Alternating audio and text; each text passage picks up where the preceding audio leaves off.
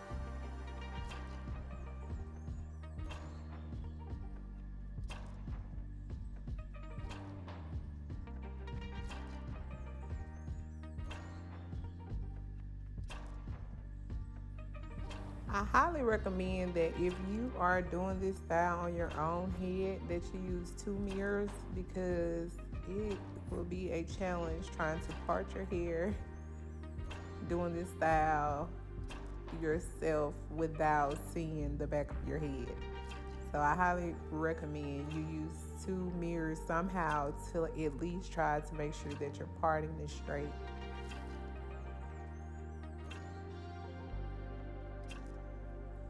Y'all forgive me for walking to the other mirror, but sometimes I have to like look in the other mirror just to get my braids started, and then I'll just come back. So if you see me doing that a lot in the video, that's why, because sometimes it's just better for me to start the braid off in the other mirror. I don't know why, it just is. Also, when I got closer towards the ends of the braids, they started to get kind of thin, so I would feed in hair so that it would give the braid its desired size and length that I was going for.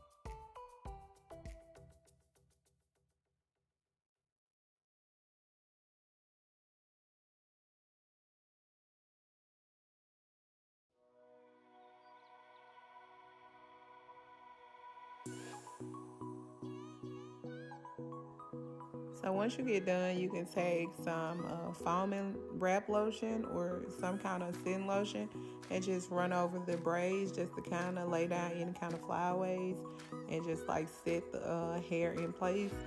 And then you do your baby hairs and that's it. And this is the final look. And I love it. It's quick, it's simple, and I mean, it's pretty. So, thank you guys for watching. If you are a subscriber, I just want to say thank you. If you have not, go ahead and subscribe now. And please thumbs up this video, and I will see y'all on the next one. Bye.